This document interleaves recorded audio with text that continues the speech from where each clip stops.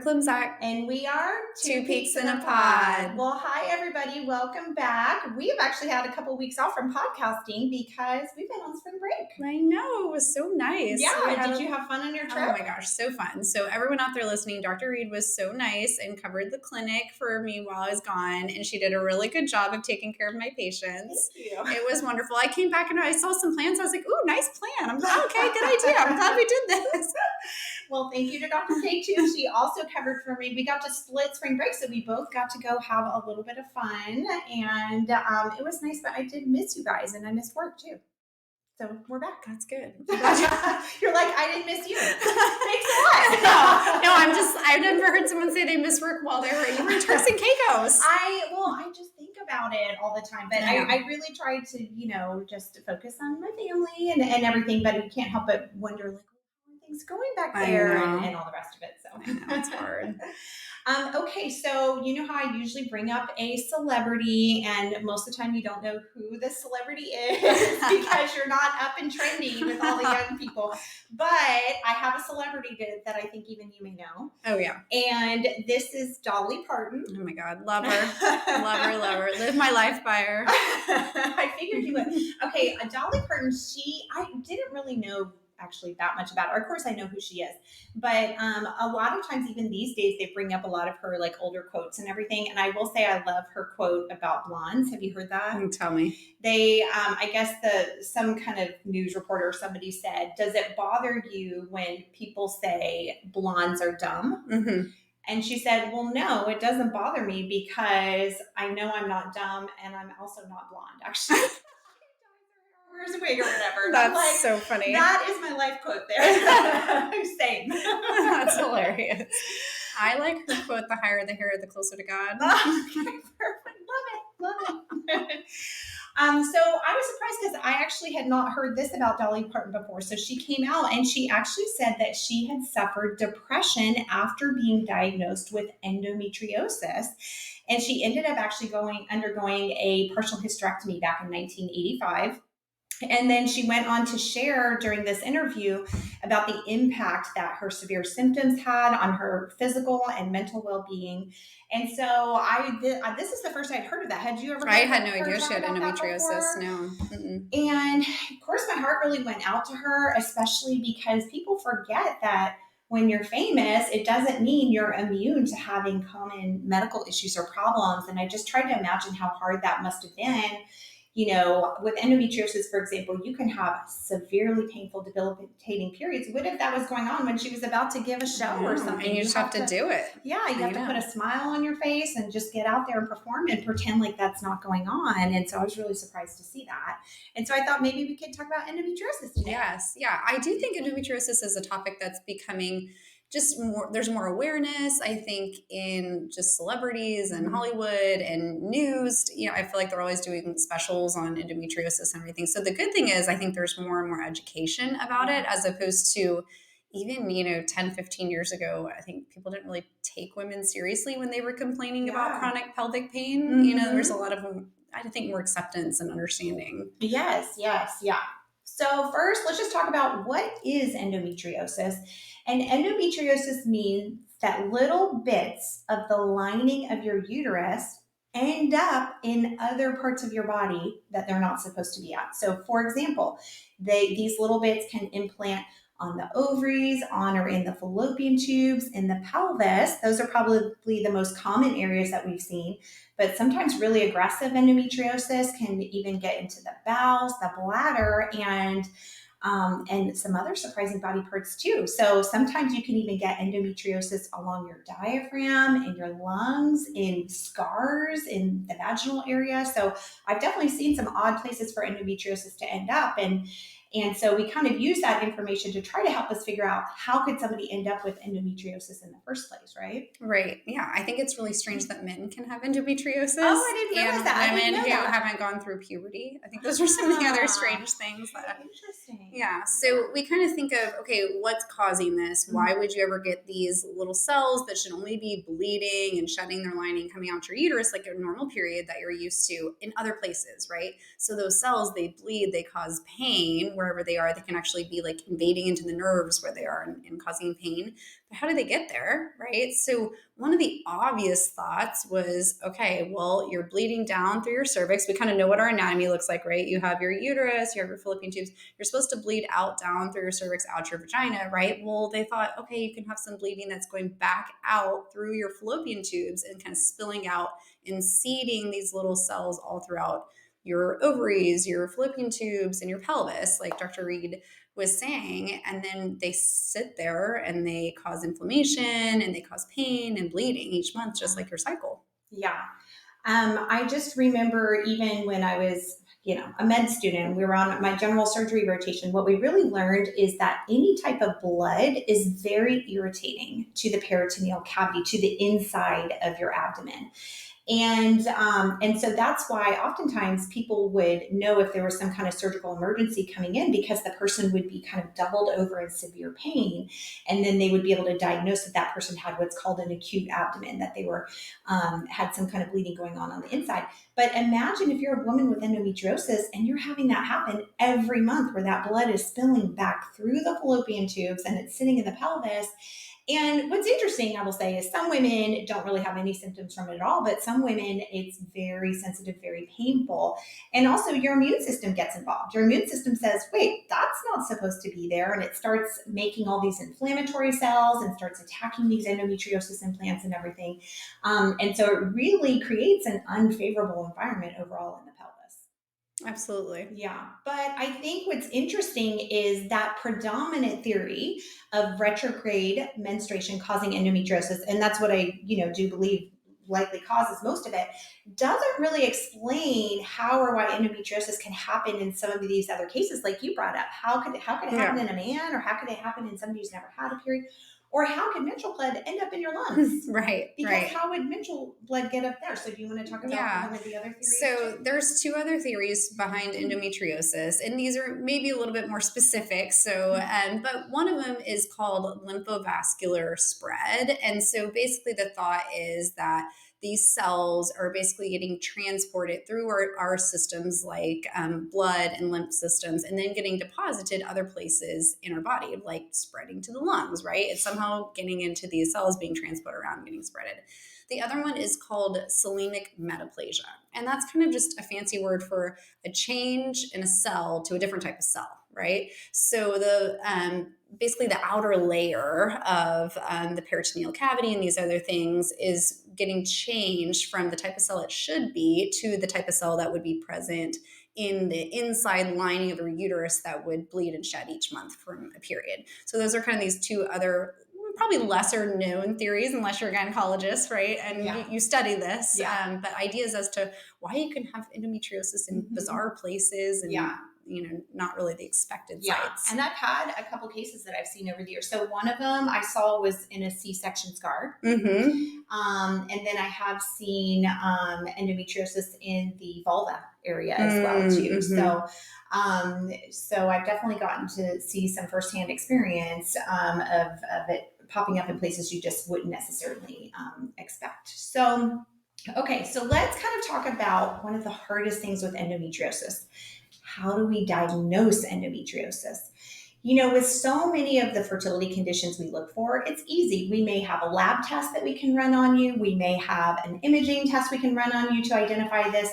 But endometriosis is sneaky. It is very hard to diagnose. And so we have kind of the gold standard is what we call it, the way of diagnosing it. And that is actually pretty invasive. That is to do a surgery to actually look inside of the pelvis to look for endometriosis implants. And you have to take a biopsy of those implants and send it off to the pathologist. And that is the gold standard way of knowing, do you or do you not have endometriosis? But the hard part is we don't want to put all our patients. Who wants to sign up for that? I know. I don't have any patients that are like, sure, I'll go to surgery just to figure out if I have endometriosis. Yes. Which I will say too, like this is something that's really changed over the years. Probably 20 years ago, they did do laparoscopies on all the patients that were having fertility problems because they didn't really have a lot of other ways of diagnosing it or of treating it. And so the thought is, hey, if you have somebody, you're not getting answers, just do laparoscopy. But really, these days, I really try to keep my patients away from surgery as much as possible. And so even if I suspect they may have endometriosis, or even if I'm completely missing it, sometimes it doesn't really change your treatment plan anyways, and we can kind of get into that later. But this isn't something that you would routinely ask your patients to do, right? Right. And Yeah. because, I trained in a time where we really did not take women to the OR and do a laparoscopy Mm-hmm. just for that Mm-hmm. reason. The reason that we may consider doing that is, for other reasons. Yeah. We know there's something there, or you're having severe pain and you want to try and have a surgery to maybe remove something, but not necessarily just for your fertility. Mm-hmm. Are we taking someone back to diagnose it? Yeah. So if we're not going to do surgery, do we have any other ways of knowing that somebody may have endometriosis? Yeah, well, first of all, to anyone listening that might think that, hey, I've always thought I have endometriosis, Mhm. we want you to know that we also believe you. And I Yeah, think it that's true. cannot be underestimated to Mhm. just talk to your patients and Yeah. listen to your patients, Yeah. because a lot of times patients are highly accurate when they tell Mhm. me. There's a classic triad of Mhm. endometriosis, right, that we listen for. And oftentimes they're right, right? Mhm. So my first step is always just listening to my patients. Are you having extremely painful periods? Are you Mhm. having pain during intercourse? Are Mhm. you now seeing me because you're struggling to get pregnant? Those are all signs of endometriosis, which often are correct. But Yes. there's other things that we use, especially as infertility specialists, like our ultrasound. We do ultrasounds pretty much on every single patient that we see. Yeah. There are certain types of cysts that can Mhm. occur when you have endometriosis. And remember, we talked about those cells. They can be present on the ovary. And Mhm. when they bleed, they kind of get stuck inside, trapped, and it causes like a big cyst inside your ovary. We call it a chocolate filled cyst or an Mhm. endometrioma. Mhm. And that is kind of a dead giveaway that Mhm. someone has endometriosis, right? Mhm. And so finding an endometrioma on Mhm. ultrasound, there's some things that we just from experience can look at and say, yeah, I think Yeah. this is an endometrioma. When we see that, we say, yeah, you Yeah. probably have endometriosis. So that's probably my number one way that I Yeah. diagnose people now with our modern technology. Yeah. And I know Dr. Reed you kind of investigated some of these other ways to look for I've adhesions and things, right? yes, I am really into this concept of dynamic ultrasound. So a lot of places maybe because as you mentioned, we do all of our own ultrasounds, and I do love that because if somebody else is doing the ultrasound and you're just looking at the still images, you're not getting as much of a sense of what's going on when compared to you having the ultrasound probe and looking through. And so there's actually all these different things that you can really try to be very detail oriented and pay attention to see if there's these hidden signs of endometriosis. Because I will say, I was always trained actually, you can't see endometriosis on an ultrasound. And that is true in that you usually can't see those tiny little implants. And of course, with the exclusion of how you mentioned seeing the endometriomas, that would be obvious on ultrasound. But I'm talking about somebody who doesn't have endometriomas. We were always told you can't diagnose that on ultrasound. But now I'm learning actually, and part of this is through some additional studies that were published that there are certain signs that you can look for. So, for example, when you put the ultrasound probe in, you can look for something called sliding sign. Sliding sign means you're paying special attention to the uterus and the intestines. Do they slide easily like this back and forth, or do they seem stuck in place? If they seem stuck in place, you're wondering, why are they stuck in place? Is there endometriosis there? Is there scar tissue there? And things like that. I'm also paying attention to the patient's comfort level during the ultrasound. If I'm putting the probe in and I go to a certain spot and she goes like that, I'm like, okay, she's a little tender there. Usually somebody would not be tender there. Could she have some endometriosis there? I'm also looking for signs of scar tissue. Now, if it's just a normal ultrasound, it's hard to see scar tissue. But a lot of times, as we mentioned with endometriosis, you may have backflow of that fluid into your pelvis, of blood into the pelvis, and that blood really kind of lights things up. And so sometimes you can see bands of scar tissue adhesions there. And when I see that, then I'm like, well, why would they have scar tissue? Endometriosis. And then finally, you can also look, and sometimes you can see little nodules of endometriosis if you're looking at the right spots of it. So, for example, endometriosis loves to live on something called the uterosacral ligaments, and you can see those on ultrasound. And so, if you see kind of dense little circles over there, it also can be another hint about endometriosis. So, I've kind of been fascinated as I've learned more about this over time. And so, especially in a patient who we're just not getting any answers, I'm really trying to just dig for any details. And I'm sure the patient in the moment is just like, what are you doing? Because, Pushing him. they're like, what are you even Yeah. looking at? What are you seeing? It may not see that there's much on there, but it's more of looking for that emotion and the comfort level during the ultrasound. So. But as the hard part is on the ultrasound, you can't really see the fallopian tubes. So do you want to talk about how we can assess the fallopian tubes and maybe suspect endometriosis that way? Yeah. So we've talked about our common testing for fallopian tubes that we do. It's called the HSG, or the hysterosalpingogram, sometimes called the dye test. Remember, this is where we do an x-ray and we push some dye up through the cervix. It goes through the uterus and it spills out through the fallopian tubes if the tubes are open or closed. Tubes should be able to kind of move freely about your abdomen if they haven't ever had any scarring or damage to them. And so it's pretty evident when we look at them and they look that like they're kind of a normal, or what we call anatomic state. They're sitting where they should. Every once in a while, fallopian tubes can kind of look like they're out of place, right? They look like they might be stuck in a certain spot. And sometimes when we put the dye into the tube, it goes out the tube, but it stays in a little pocket. And we call that loculation. And it's like something's blocking the dye from being able to freely flow out and just go throughout your pelvis, go throughout your abdomen. And usually that's adhesions. Something is kind of scarred around and making a little pocket where the dye just sits. And we can see that really nicely on an x-ray. And that makes me suspicious of adhesions in the pelvis, going along with this picture of endometriosis. Yes. And I would add too, and maybe another dynamic sign almost is looking for pain during the HSG. I know that we do our HSGs in a way to really reduce as much pain as possible. But if it does seem like somebody's having more pain than the average person, again, it makes me think, okay, could this be a hint or sign of endometriosis? And then also too, when we're looking at the uterus as it's filled with dye, most of the time it should be kind of in the middle of the patient's pelvis, but sometimes you'll see it pulled over severely to one side or the other. And that would make me think, oh, do they have some kind of scar tissue pulling the uterus one way or the other? And that could also be related to endometriosis. But here's the thing is sometimes patients can do all these tests. They can do an ultrasound, they can do an HSG, everything may be coming back normal. And they say, well, I don't have endometriosis. I don't have any signs or symptoms. You've never seen it or anything, but could you still have endometriosis? Absolutely. And it's hard too, because sometimes patients will say, my diagnosis was missed, and it's hard because it makes it seem like something bad has happened, that it got missed. And it's like, it is good to have all of the information, but also a diagnosis of endometriosis in modern fertility doesn't really change too much in terms of like what you would initially do to treat it anyways. And again, we'll get into that part here in a minute. But I did want to bring up one controversial test. And this is a test called Receptiva. And this is interesting because Dr. K and I usually agree on so many different things.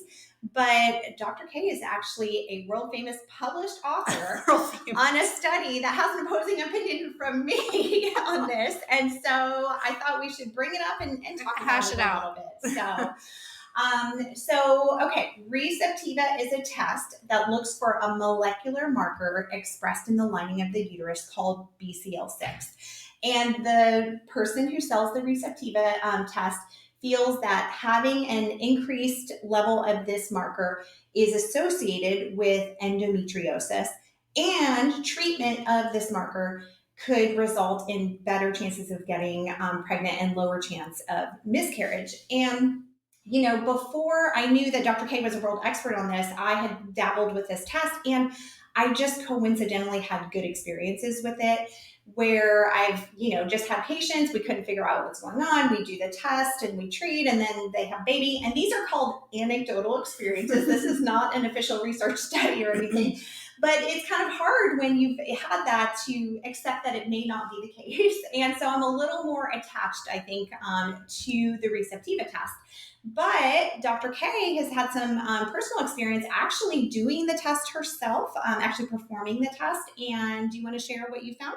Yeah. So, caution to all people out there listening, always beware of new tests that are introduced into the fertility world. And if your doctor is trying to get you to do a lot of testing, you should ask, how was this test validated? Can you tell me a little bit more about this? Because there's always someone trying to make money in medical field with devices and tests and everything else like that. So you want to make sure that whatever test is going to be done to you has been validated. Make sure you really understand why it's being done. That's really not necessarily applicable to Receptiva.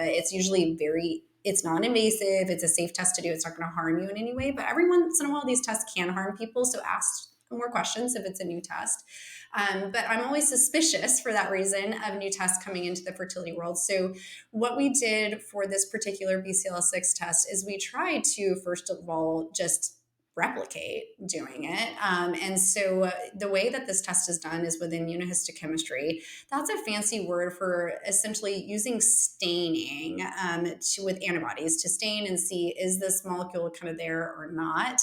And my experience with immunohistochemistry is it's very challenging to do.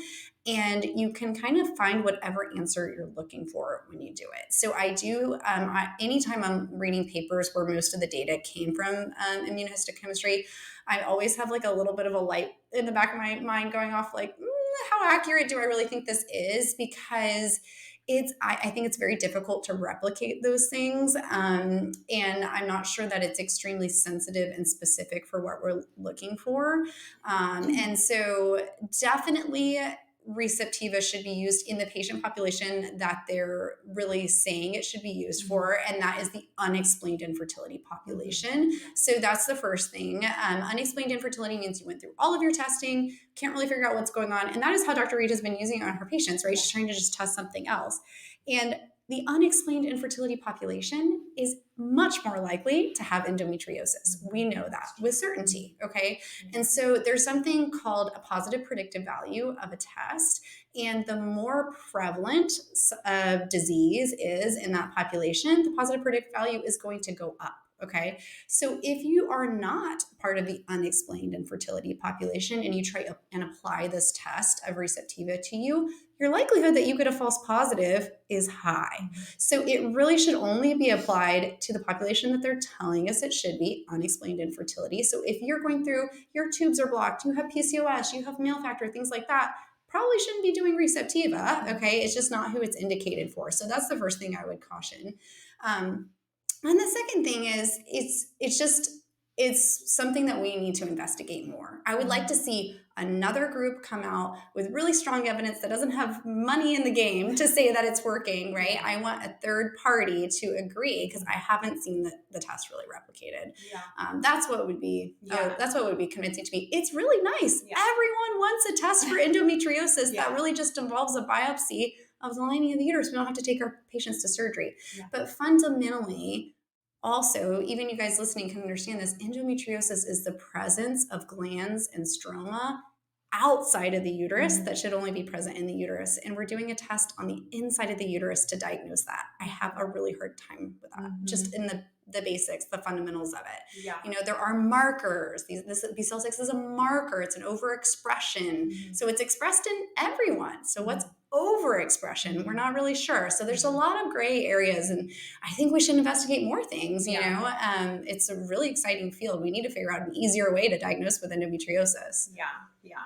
And for those big nerds of y'all like me, I would encourage you to look up Dr. Klimczak's paper on BCL6, as well as the back and forth between the inventor of the test, between Dr. Klimczak and the test, because here it's kind of funny. Like in the literature, it's usually pretty dry, right? This was some drama going back and forth in between the two. I felt like I was watching like a good, I don't know, a good fight in between, because Dr. Klimczak had her study that, disproved the test. And then the inventor of the test said, no, you didn't do the test like we do. And then he said, it doesn't matter. It's this back and forth that's really actually interesting and good. Yeah.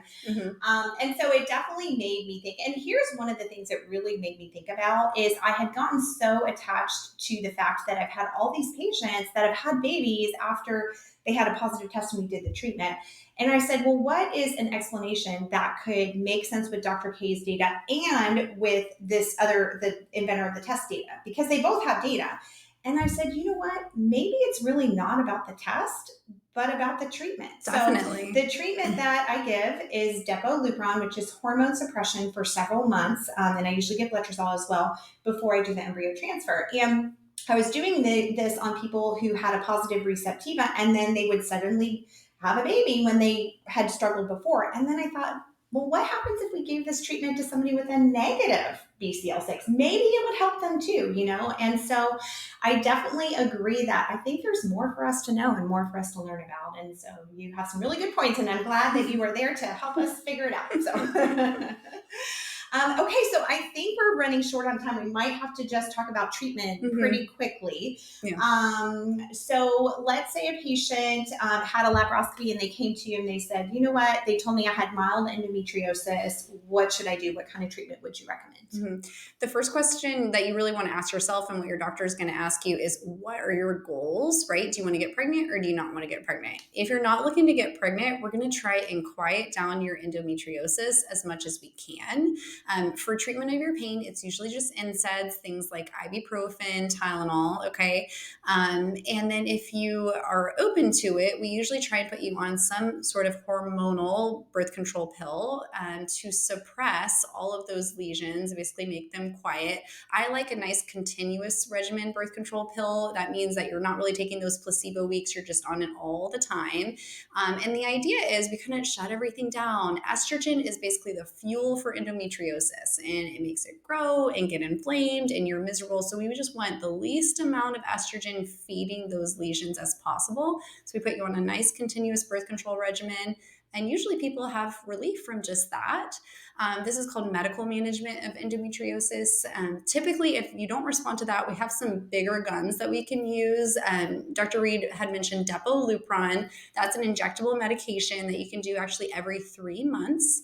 And that really shuts down these lesions. It basically kind of shuts down your brain from even talking to your ovaries, and everything gets really nice and quiet. You do have to do some other medications to protect your bones during that time. So we usually add on like a little bit of hormones so that your bones don't, basically get enough stimulation from a small amount of estrogen. So you're not at risk of osteoporosis or anything. But Depo-Provera is kind of the next level up. And now there's even Orlissa, which is a GnRH antagonist, which is a pill similar to Depo-Lupron, but a slightly different mechanism with not as many side effects, and seems to really be offering nice treatment for women out there. Well, and I think it was a really good point when you brought up birth control pills too. Birth control pills have been shown to reduce your risk of getting endometriomas. Those are those cysts that Dr. K was telling us about earlier. So important, because those endometriomas do not go away on their own.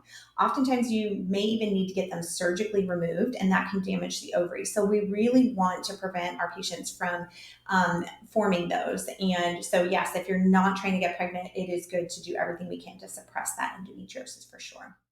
And then what if she wants to get pregnant? So if you want to get pregnant, totally different train of thought, right? We can't put you on birth control pills. That would be an issue. Yeah. And for endometriosis, definitely are more challenging fertility patients for sure. And so ultimately it lies in what are the reasons why you're really struggling to get pregnant with endometriosis. And there's kind of two things. You have problems with the anatomy. Remember we said your fallopian tubes might be kind of glued and scarred and not really functioning as they should. And often the egg quality is really not so good. And so while I always try and offer my patients, they know this, I tell every patient this is my goal as your doctor, the least involved, least invasive, least expensive treatment option, right? A lot of times those lower level options don't really work well for endometriosis. Things like ovulation induction, like super ovulation and inseminations. And so often we do end up doing IVF for these patients. I think that that's the most successful treatment that I experience for my patients with endometriosis. It doesn't always mean we have to go straight to IVF. I'm always willing to try some of the lower treatment options, but ultimately it does seem to be the most effective and the quickest time to pregnancy. Yeah, and I think it does depend on how severe we think the endometriosis is. If you have severe endometriosis, straight to IVF is really Yeah. what I'm going to recommend for you. Mm-hmm. And I'm not one to jump to IVF quickly, but if I know it's severe, let's not waste our time. If it is mild endometriosis, I think both of us are fine with trying some IUIs. You don't want to keep trying forever. Maybe try up to 3 IUIs. If it works, great. If it doesn't, move on to IVF as well. But you know what? This is kind of what we would recommend for any patient, even a patient without endometriosis who had unexplained infertility. We usually recommend trying up to 3 IUIs and moving IVF. So that kind of circles back to when I was talking about, would I want somebody to undergo a surgery just to find out if they had endometriosis or not, when ultimately it doesn't change the plan? Then that's kind of why we sometimes, I wouldn't say miss the diagnosis, but are always considering it as a possibility in certain patients, but wouldn't really change our treatment in that All moment. Okay, should we right. wrap it Yeah, up? great discussion on endometriosis. Yes, and I'm glad you got to talk about Dolly and everything. So, all right, bye guys. Hope you have a Bye. good weekend. Also, leave us a good review if you have a minute. Thanks. Bye.